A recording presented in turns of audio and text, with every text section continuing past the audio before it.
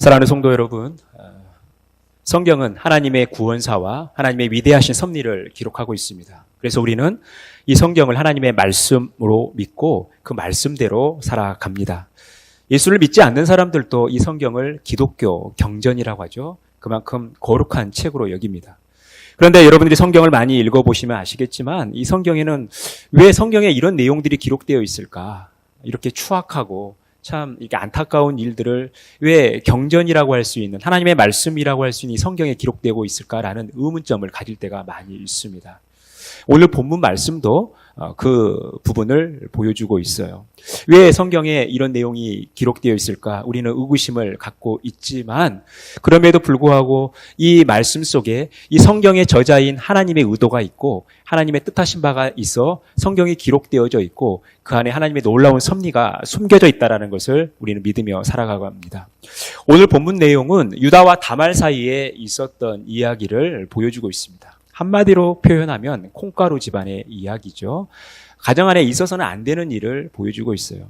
우리가 지난주에 살핀 것도 사실 10명의 형들이 동생을 죽이려고 하다가 인신매매로 팔아넘긴 사건을 기록했는데 그것보다 더 훨씬 뛰어넘는 이야기가 오늘 그려지고 있습니다.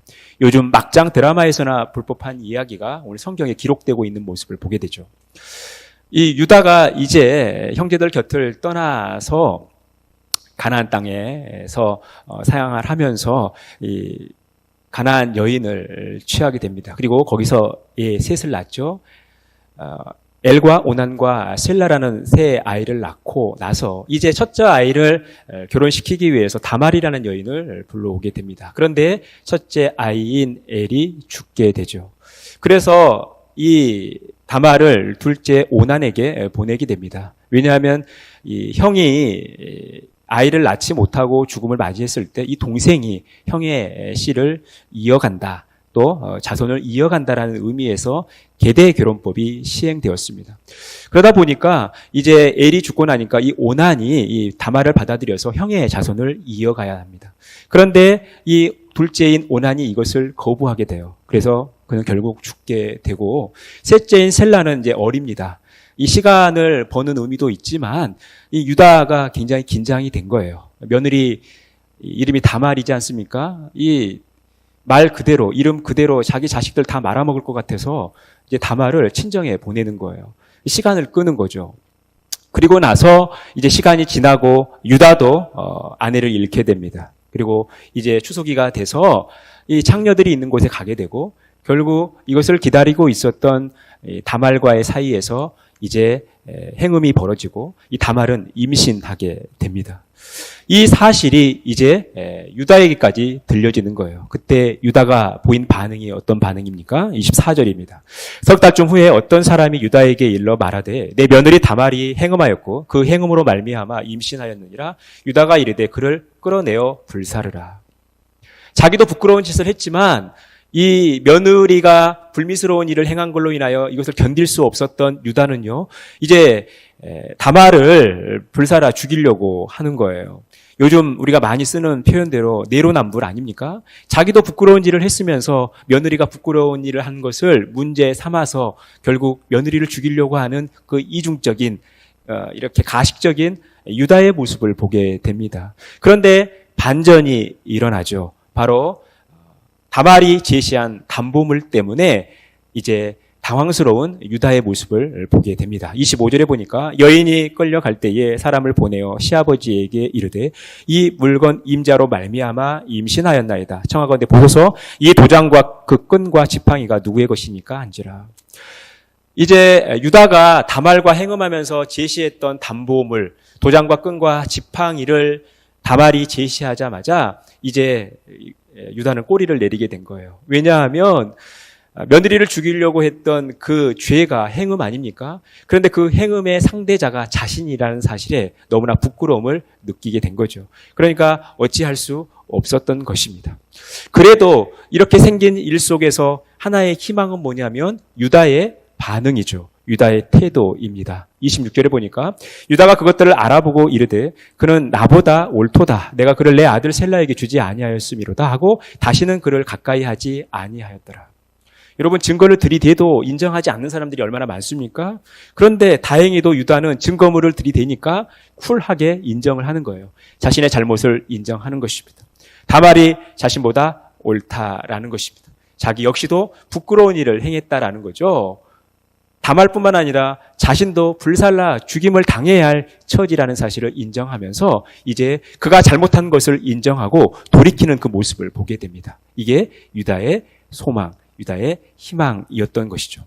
여러분, 오늘 이 창세기 38장이 유다와 다말 사이에서 일어난 사건을 기록하고 있어요. 그냥 시아버지와 며느리 사이에 있었던 하나의 사건, 불미스러운 일, 이것이 이 일의 핵심이라면 오늘 창세기 38장이 26절에서 마무리되어서 큰 문제는 없습니다. 26절에서 끝났다고 하더라도 38장의 내용이 자연스럽게 마무리되어질 수 있어요. 그런데 그보다 더 중요한 사실이 기다리고 있다는 거예요. 오늘 성경이 창세기 38장 26절에서 끝나고 있지 않다라는 거예요. 이것은 무엇을 의미하냐면 이제 이 창세기가 아브라함, 이삭, 야곱을 지나서 야곱의 이야기에서 이제 요셉의 이야기로 지나가는 넘어가는 그 시점에서 창세기 38장에 갑자기 유다의 이야기가 등장하고 있다는 거예요. 왜 성경은 갑자기 38장에 유다의 이야기가 등장하냐라는 거예요. 이거 역시도 하나님의 분명한 의도가 있다라는 것이고, 그리고 창세기 38장이 26절에서 끝나지 않고 그 이후에 더 중요한 사실이 기다리고 있다는 사실을 보여주고 있다는 것입니다. 그게 무엇일까요? 27절에서 30절에 보니까요. 해산할 때 보니 쌍테라, 해산할 때 손이 나오는지라, 산파가 이르되 이는 먼저 나온 자라 하고 홍색 실을 가져다가 그 손에 메었더니 해산할 때 보니 쌍테라, 그 손을 도로 들리며 그의 아우가 나오는지라. 산파가 이르되 내가 어찌하여 터뜨리고 나오느냐 하였으므로 그 이름을 베레스라 불렀고 그의 형 곧 손에 홍색 실 있는 자가 뒤에 나오니 그의 이름을 세라라 불렀더라. 여러분, 계속 반복되는 이야기지만 창세기 38장이 유다와 다말 사이에 있었던 하나의 에피소드, 그냥 우리의 생각을 깜짝 놀랄만하게 하는, 우리에게 또 충격을 주는 엄청난 사건으로 끝난다면 26절에서 마무리될 수도 있지만 성경은 30절까지 기록하고 있다는 것입니다. 그냥 유다와 다말 사이에 불미스러운 일이 있었고, 그리고 유다가 그것을 깨닫고 돌이키는 것으로 이 사건이 마무리돼도 큰 문제는 없지만 성경은 이제 다말이 임신하여 아이를 낳게 되는 그 과정을 상세하게 묘사하고 있다는 것입니다. 그러면서 우리가 주목해야 할 이름이 있어요. 바로 베레스와 세라라는 것입니다. 이 베레스와 세라라는 이름을 우리가 왜 주목해야 하냐라는 것입니다. 여러분, 오늘 성경에서 왜 베레스와 세라가 등장하고 있을까요? 유다와 다말 사이에 불미스러운 일이 있었음에도 불구하고 왜 성경은 베레스와 세라라는 인물을 등장시키고 있겠습니까? 우리가 이 의미를 이해하기 위해선 예수님의 족보를 이해해야 된다는 것입니다. 마태복음 1장 예수님의 족보가 나오죠. 유다는 다말에게서 베레스와 세라를 낳고, 베레스는 헤스론을 낳고, 헤스론은 람을 낳고, 야곱은 마리아의 남편 요셉을 낳았으니 마리아에게서 그리스도라 칭하는 예수가 나시니라. 여러분, 오늘 이 베레스 세라를 낳은 사건이 의미하는 것은 뭐냐면 이제 베레스의 후손을 통해서 누가 나오는 거예요? 예수 그리스도가 나오는 거예요. 이 말은 이제 다말이 예수 그리스도의 이 메시아, 그리스도의 조상이 된다라는 거예요. 그 조상의 반열에 올랐다라는 것입니다. 여러분, 오늘 유다와 다말이 벌린 일은요, 윤리 도덕적으로는 지탄을 받은 일 아닙니까? 손가락질을 당할 일이에요. 그럼에도 불구하고 오늘 이 성경이 그들의 행음한 일에 그치지 않고 그냥 유다가 자기의 잘못을 뉘우치는 것에 그치지 않고 예수 그리스도의 이 조상의 과정을 보여주고 있다는 사실은 비록 유다와 다말이 부끄러운 일을 행했음에도 불구하고 하나님의 구원사는 계획대로 이어져 간다는 것입니다. 유다와 다말이 비록 실수를 했지만 윤리도덕적으로는 큰 문제가 될 만한 일을 했지만 하나님의 구원사에는 변함이 없다는 것입니다. 하나님은 하나님의 일을 계속해서 해 나가신다는 거예요. 여러분, 이것이 하나님의 은혜인 것이죠. 오늘 유다와 다말 사이에 임한 하나님의 놀라운 크신 은혜라는 것입니다.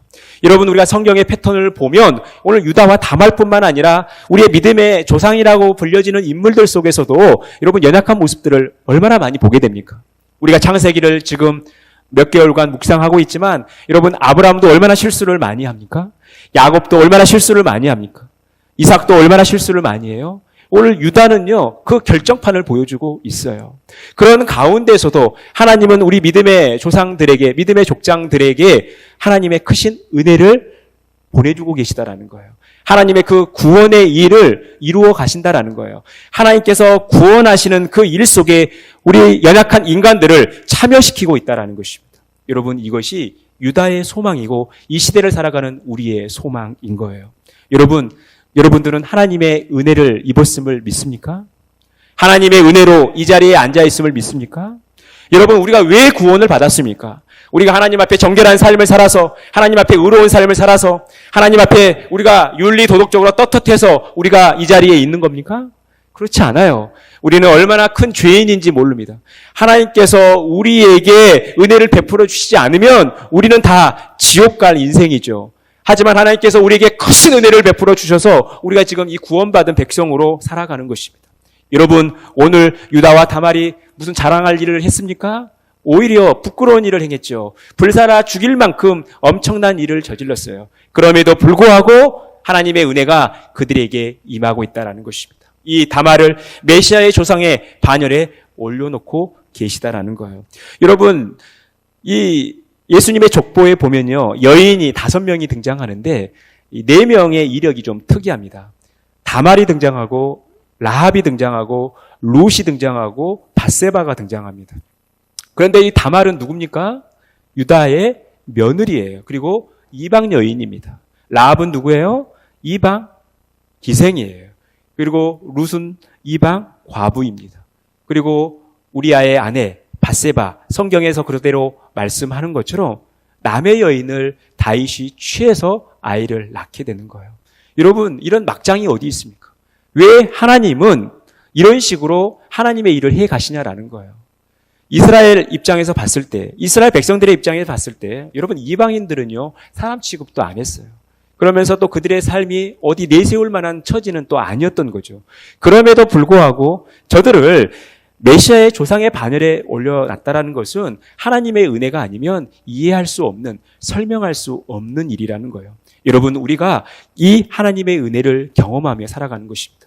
이 하나님의 은혜가 임했기 때문에 유다와 다말뿐만 아니라 아브라함과 이삭과 야곱뿐만 아니라 오늘 우리에게도 이런 은혜가 임해서 오늘 이 자리에서 하나님께 감사하며 예배하는 것입니다. 여러분, 우리가 얼마나 죄인이에요. 오늘 이 다말의 모습 속에서, 오늘 유다의 모습 속에서 우리 자신들을 발견해야 되는 거 아닙니까? 우리가 이들을 향하여 손가락질 할 수 있어요? 우리는 어쩌면 이들보다 더 엄청나는 죄를 짓고 살아가는 존재인들인지도 모릅니다. 하지만 하나님의 국률이 있었기에, 하나님의 은혜가 있었기에 우리가 이 자리에서 구원받은 백성으로 살아가는 것입니다. 여러분, 로마서 5장 20절에서 21절 같이 한 목소리로 읽겠습니다. 율법이 들어온 것은 범죄를 더하게 하려 함이라. 그러나 죄가 더한 것에 은혜가 더욱 넘쳤나니 이는 죄가 사망 안에서 왕노릇한 것 같이 은혜도 또한 의로 말미암아 왕노릇하여 우리 주 예수 그리스도로 말미암아 영생에 이르게 하려 함이라. 여러분, 하나님께서 이스라엘 백성들에게 율법을 주신 이유는 그 율법 잘 지켜서 하나님의 거룩한 백성이 되어라 라는 목적도 있지만 사실 이게 목적이 아닙니다. 하나님께서 이스라엘 백성들에게 율법을 주신 목적은 이 율법을 들여다보면서 저들이 얼마나 하나님 앞에 큰 죄인인가, 이 율법대로 살 수 없는 엄청난 죄인이라는 사실을 깨닫게 하시기 위함이에요. 여러분, 우리가 성경을 들여다보면 이 하나님 말씀 앞에 우리 자신들을 비춰보면 우리가 얼마나 큰 죄인인지를 보게 되는 거 아닙니까? 내가 얼마나 하나님 앞에서 엄청난 죄인인지를 이 성경을 통해서 비춰보는 거예요. 하나님 앞에서 한없이 부끄러운 죄인으로 우리는 설 수밖에 없다라는 것입니다. 그런데 여러분, 우리가 죄인으로서 낙심하고 좌절하고 무너져 있다면 여러분, 우리에게 무슨 소망이 있겠습니까?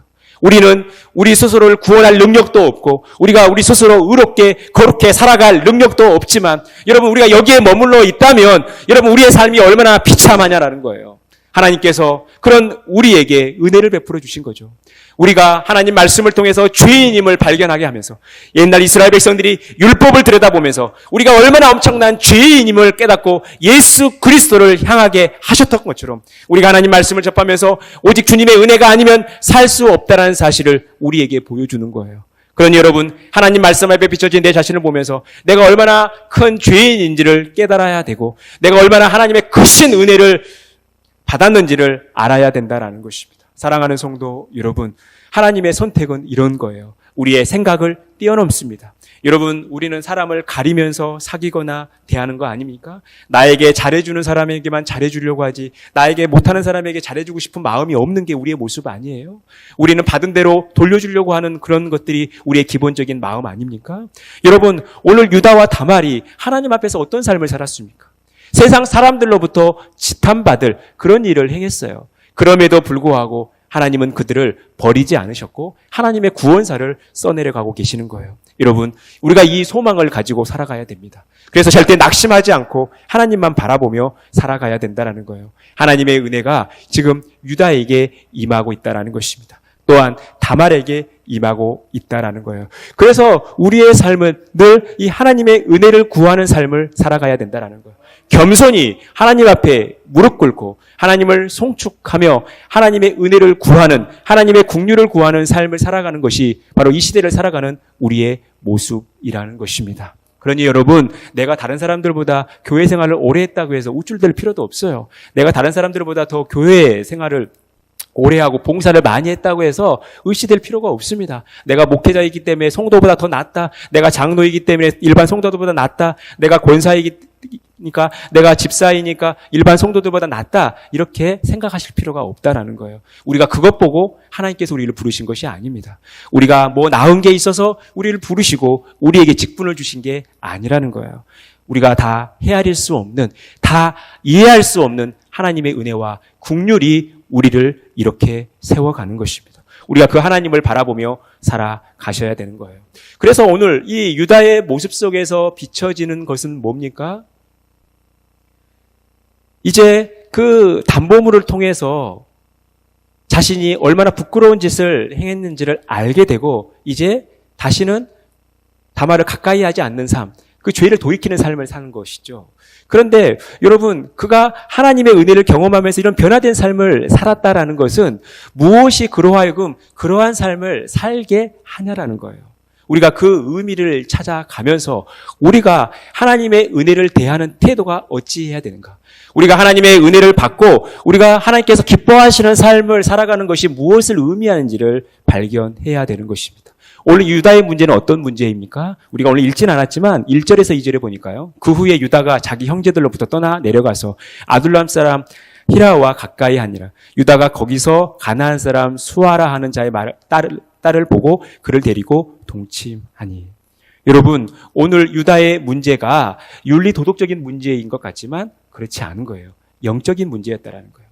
그 신앙 공동체 안에서 야곱이라는 이스라엘이라는 신앙 공동체 안에서 그가 벗어나면서 가나안 땅을 향해 갔고 가나안 사람들을 만나면서 가나안 사람들과 어울리고 가나안 사람들의 영향을 받고 가나안 사람과 함께 가정을 이루는 데서 문제가 발생했다라는 거예요. 단순히 그 공동체를 떠났다라는 것은 그가 그냥 그 가정을 떠났다는 차원의 문제가 아니라 하나님으로부터 점점 멀어졌다라는 것, 영적으로 계속해서 무감각해지고 있다는 사실을 보여주고 있다라는 거예요. 그러니까 이 유다의 문제는 영적인 문제였다라는 것입니다. 결국 이 유다가 이 신앙 공동체에서 벗어나다 보니까 자신에게도 문제가 생기고 자녀 교육도 제대로 안 된 것이죠. 그래서 엘이, 첫째 아들이었던 엘이 죽었는데 왜 죽었어요? 여호와 보시기에 악했기 때문에 하나님이 주신 거예요. 그가 신앙교육이 제대로 안 된 거죠. 그러다 보니까 하나님을 제대로 섬기지 않았기 때문에 유다의 장자였던 엘이 여호와 보시기에 악을 행한 거예요. 이제 이 여호와 보시기에 악을 행했던 엘이 죽고 나서 계대 결혼을 통해서 동생인 오난에게 다말을 보내려고 했을 때 오난이 어떤 반응을 보여요? 이것을 거부하게 돼요.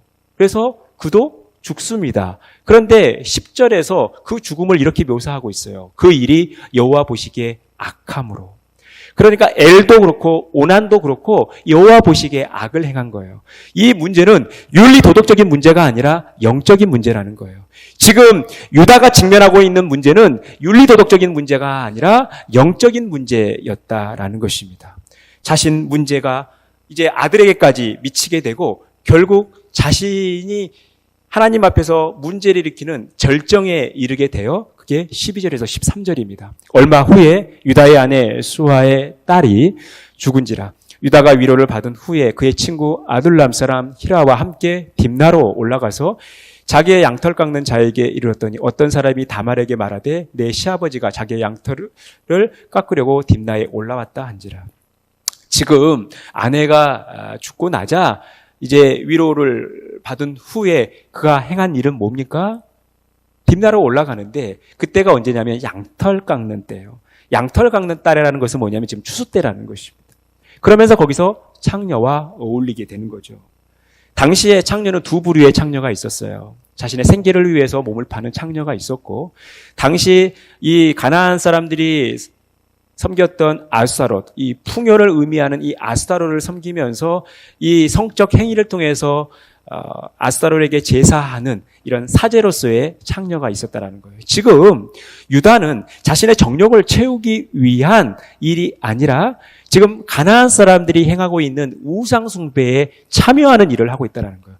여러분, 그가 어떤 자신의 정욕을 해결하기 위해 창녀를 찾은 것보다 더 심각한 것이 바로 이 문제라는 거예요. 그는 이방 사람들이 추구하고 있는 하나님을 배격하고 우상을 숭배하는 일을 행하고 있다는 것입니다.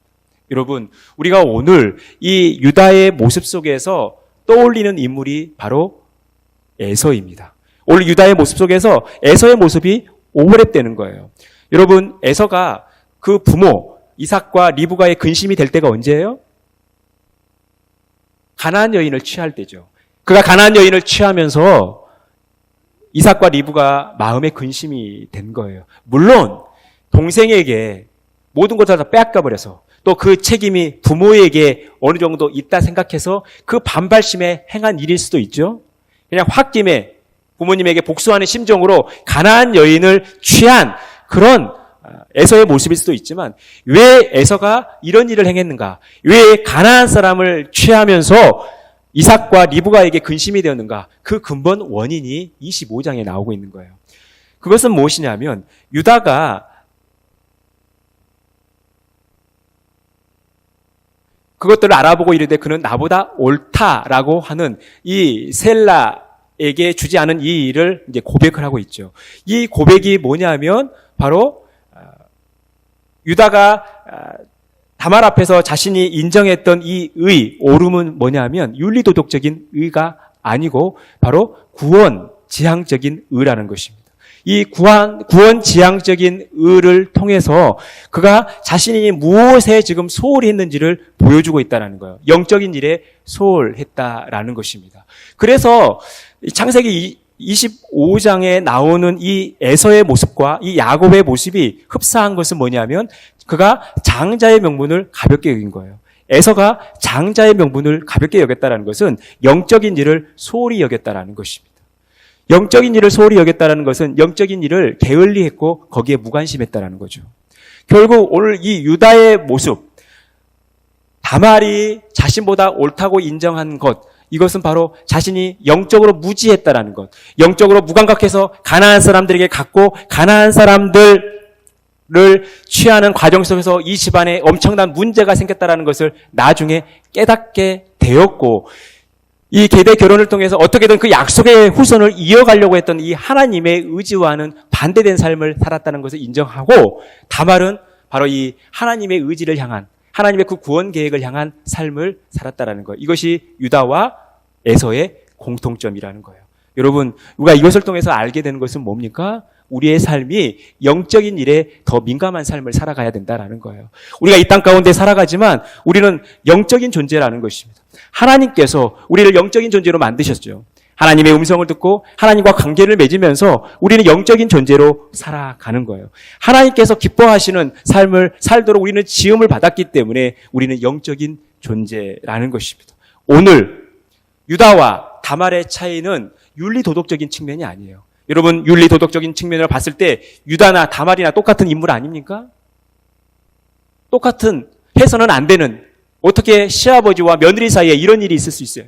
예수 안 믿는 사람들도, 세상 사람들도 손가락질할 수 있는 일들을 지금 믿음의 족장의 모습 속에서 이렇게 드러나고 있다는 거예요. 그런데 여러분 이들의 차이는 이런 윤리 도덕적인 측면이 아니라, 다말도 특별히 잘한 것도 없지만 다말이 잘한 것은 뭐냐면 그는 하나님의 구원 지향적인 의를 추구했다라는 거예요. 하나님의 의지를 추구했다라는 거예요. 영적인 욕심을 부렸다라는 것입니다. 지금 유다가 그것을 깨닫게 된 거예요. 아, 내가 영적인 일에 소홀히 했구나. 영적인 일을 소홀히 여겨서 이 지경이 되었구나라는 것. 내가 이렇게 부끄러움을 당했구나라는 것을 알게 된 것입니다. 그러면서 유다를 용서하죠. 물론 용서할 자격이 자신에게 있는 건 없지만 문제 삼지 않았던 것입니다. 사랑하는 성도 여러분, 우리는 늘 영적인 삶을 추구하며 살아가야 되는 거예요.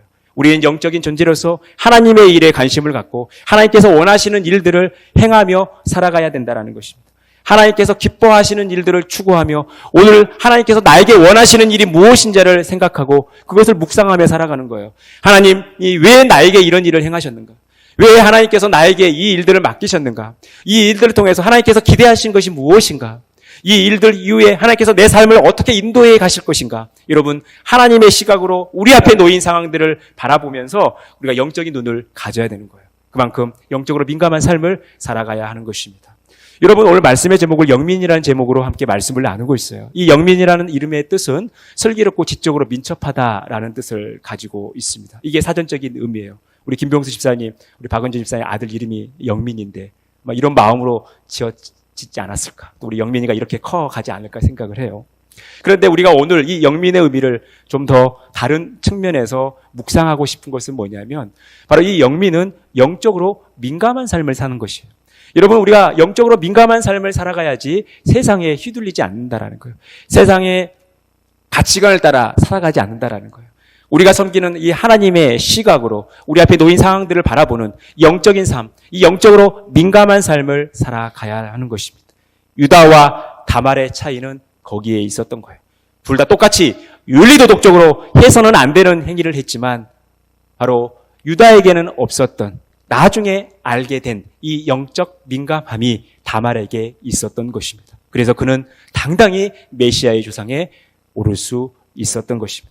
사랑하는 성도 여러분, 우리는 영적으로 늘 충만한 삶, 영적으로 민감한 삶을 살아가야 합니다. 사도 바울이 로마서 8장 5절에서 8절 말씀까지 이렇게 말씀하고 있죠. 우리 같이 한 목씩 읽겠습니다.